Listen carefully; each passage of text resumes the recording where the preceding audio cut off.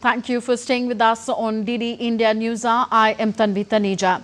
And now I'm joined by our esteemed guest on DD India News Hour, Ambassador R. Swaminathan, former Secretary in the Ministry of External Affairs, joins us on the show now.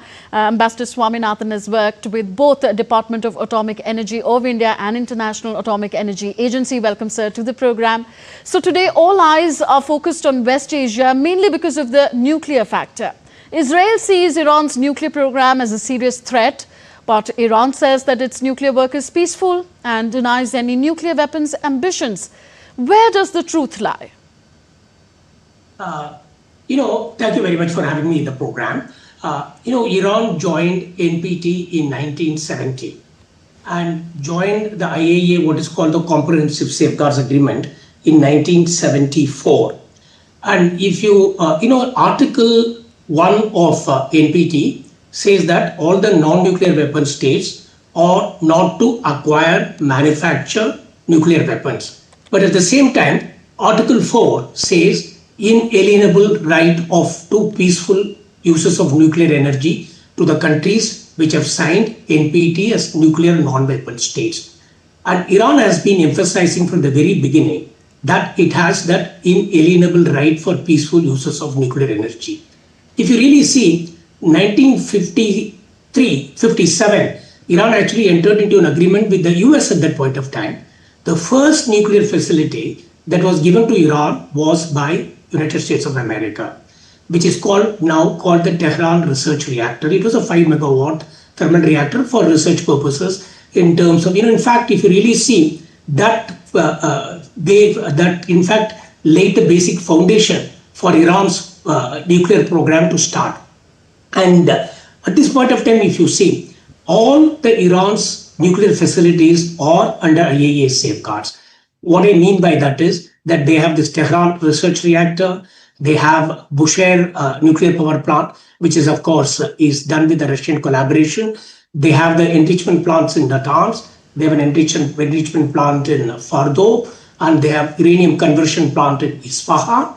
And also they have a heavy water research plant, and there was a plan to have a heavy water reactor using natural uranium at Aram. All these facilities are under IAEA safeguards. And if you go back, actually when this joint comprehensive program of action, which was done in July 2015 between Iran and all the P5 countries plus EU, which was subsequently endorsed by the United Nations Security Council, limited Iran's program in a considerable way. What had happened at that point of time was that Iran had agreed for a containment of whatever its program it did. It just said that, it will not do any enrichment in Fordo. It kind of scaled down in terms of its enrichment to 3.67%, and then it can have only 300 kgs of uranium. All this was agreed. But then what happened in 2018 was, during the first administration of President Trump, there was a feeling in the US that this agreement was only giving a kind of a break time for Iran and not really stopping it from the aspect of manufacturing the nuclear weapons. And therefore, Trump at that point of time, Trump administration rather, decided to get out of this JCPOA. Thereafter, Iran started enriching uranium and then it said that, and of course, at that point of time, there was a sanctions relief that was given to Iran. And after US left the JCPOA, the US sanctions came into force. So Iran said that we are now going to get out of the commitments that we made under JCPOA. And accordingly, it started enriching in terms of the quantities, which has come, as you know, in the latest IAEA report, it was mentioned about 60%. But let me say one more point, that all this information is given by Iran to IAEA. IAEA inspectors are present in all these facilities. So according to reports, Iran's uranium, as you also mentioned, reached about 60% enrichment. How far is that from being concentrated enough for a nuclear weapon? The uranium is considered, one is of course the natural uranium 0.9%, and the low enriched uranium is up to 20%. Then high enriched uranium is about 20%. But what is called weapons grade uranium is more than 90%. And actually, in terms of the enrichment of uranium, as it happens in most of the other cases as well. Going from 0 to 5% is you require much more effort to be able to master the centrifuge technology and be able to get everything right. But from 5% to 20%, it will be little more easier than 0 to 5%. Similarly, 20 to 60% will be somewhat easier compared to 20 to 60. Then 60 to 90 will be, I would say, relatively easier, meaning to say that you have a capability, if you have a capability of enriching uranium at the level of 60%, you do have the capability of enriching it to 90% and above. That is what it is. Okay, Israel has been bombing Iran's nuclear infrastructure, especially its uranium enrichment plants. Now, some commentators have said that this could cause a Chernobyl-style disaster, and the IAEA itself is deeply concerned. But others say any such strike will have only a very localized impact. What is your view? Is there serious risk of nuclear radiation with serious consequences for people and the environment? There are differences in terms of facilities. In terms of if there is a nuclear accident or an incident in a particular facility, it depends on what that facility is doing at that point of time.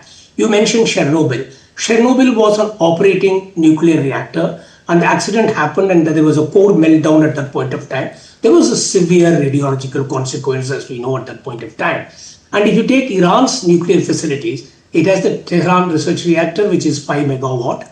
And then it has a Bushehr nuclear power plant, which is Russia is operating with Russian collaboration. It's a 1000 megawatt nuclear reactor.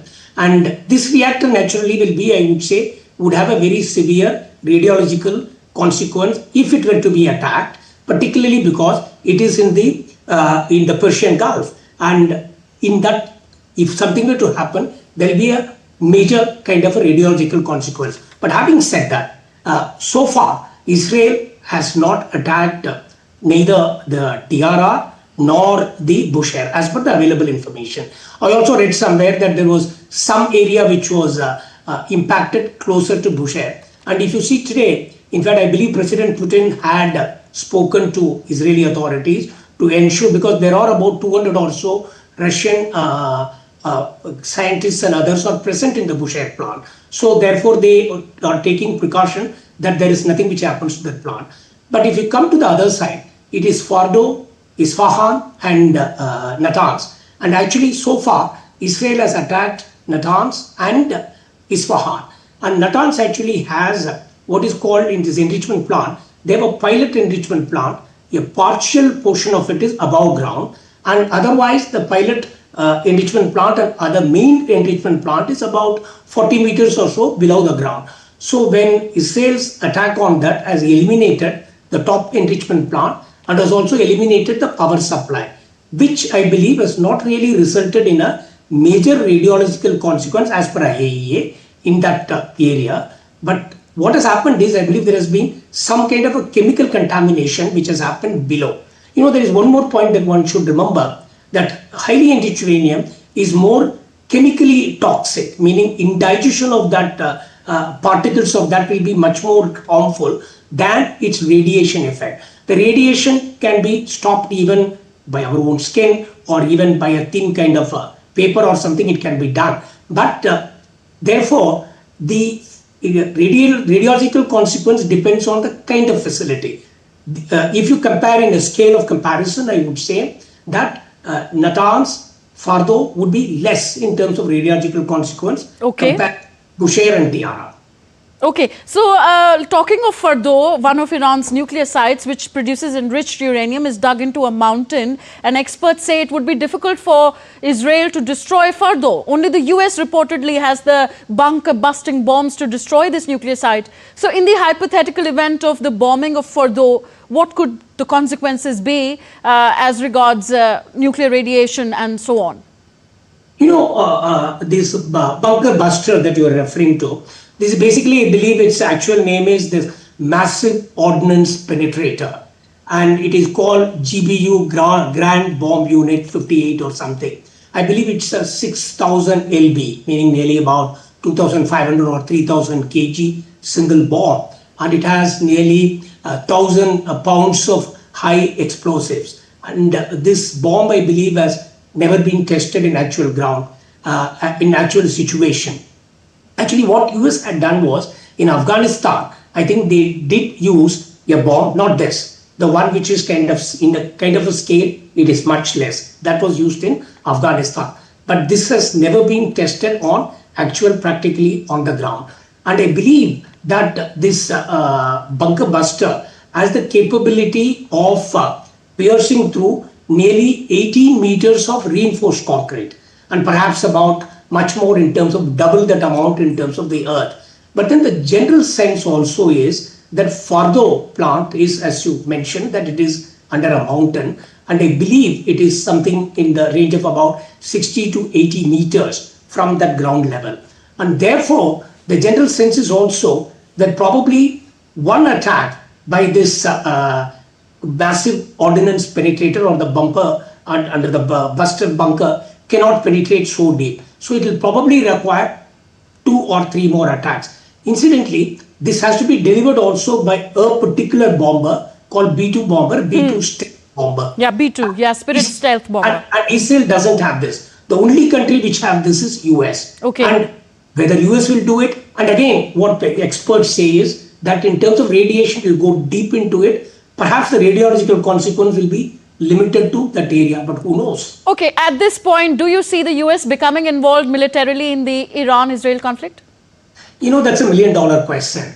In fact, as you know, President Trump himself mentioned that it may or may not be. But you see, I mean, if you remember, there were took so far 5 rounds of discussions with Iran, between Iran and US. And the 6th round was supposed to take place on the 15th of June in Oman, but did not happen. But so President Trump has been saying both the things at the same time. And in fact, if you remember, the day after the launch of his thing, he said that it's an excellent attack that happened. But at the same time, he has always been saying that Iran should not have any nuclear weapon. It should come to the negotiating table. But the only fundamental difference in terms of between the two sides, meaning US and Iran, that Iran is saying that they have a right for enrichment, as they did in the case of the JCPOA, which was done in July 2015. Whereas US has been saying no enrichment. In fact, in the last letter, that was a written proposal that was communicated from US to Iran, they were proposing a regional enrichment consortium consisting of Iran, Saudi Arabia, Qatar, UAE, under the supervision of both US and IAEA. But as far as Iran is concerned, they say that no way, that we can't do it. And of course, as you know, that Iran has been saying in the beginning that, like if Israel were to stop the war, stop the attacks, then they can come to the negotiating table. But of course, yesterday or day before, I think the Supreme Leader Ayatollah Khamenei mentioned that there is no question of forced surrender or a forced peace. So it's how it is going to happen.